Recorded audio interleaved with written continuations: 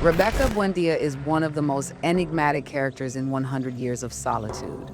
She's introduced as a young orphan, arriving at the Buendía household with two strange belongings: a sack filled with her parents' bones and a habit of eating dirt and whitewash.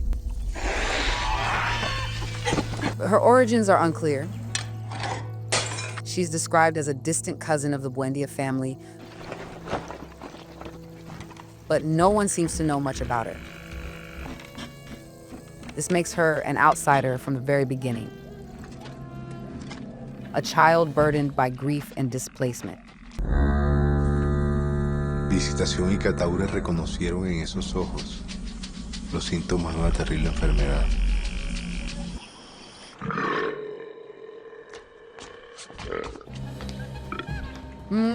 Rebeca's strangeness, especially her dirt eating, is more than just an odd character trait. Márquez uses her as a symbol of longing, grief, and the cyclical tragedies that define the Buendía family. Understanding Rebeca is key to understanding the deeper themes of the novel. So, when Rebeca first arrives in Macondo, she refuses to eat the food prepared for her.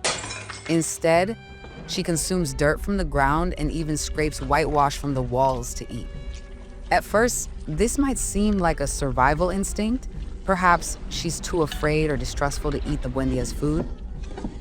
But you may feel that the symbolism here goes much deeper.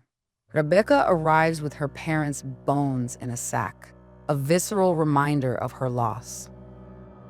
This act also reflects her alienation. Rebeca is physically present in the Buendía household, but emotionally disconnected. Her dirt eating is a way to express her grief and longing in a world that doesn't understand her pain. Rebeca's dirt eating isn't just a fictional quirk, it's rooted in real-world practices. Geophagy, the act of eating dirt, has been observed in many cultures, particularly in Latin America, Africa, and the American South. Historically, it's often tied to malnutrition, pregnancy, or even spiritual beliefs. This habit reappears throughout her life when her relationships fall apart or tragedy strikes, such as the murder of Jose Arcadio. Rebeca returns to eating dirt. It's not just a coping mechanism, it's an act of self-degradation, almost as if she's punishing herself. Márquez uses this habit to show how deeply grief and unmet needs can consume a person, both figuratively and literally. In literature, eating unusual substances is often a way to symbolize emotional or spiritual hunger. In Life, Water for Chocolate, Tita eats candles to cope with the death of her lover.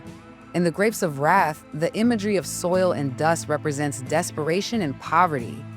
Rebeca's dirt eating fits into this tradition, symbolizing her grief, her longing for love, and her struggle to find a sense of belonging.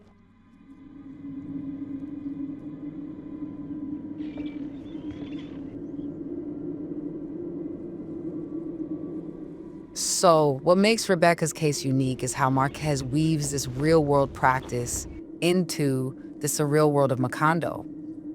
Her dirt eating becomes a universal symbol of humanity's most primal needs: love, acceptance, and connection to the earth.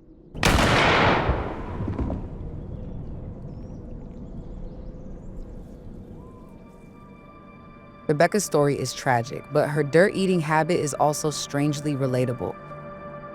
It speaks to the ways we cope with loss and stress, often in ways that might seem strange or self-destructive.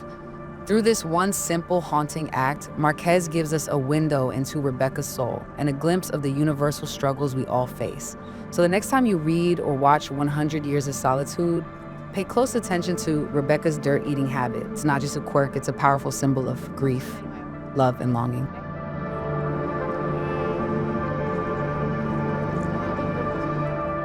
So, what do you think about this unforgettable moment? Let us know in the comments, and don't forget to like, subscribe, and share for more deep dives into the stories that move us.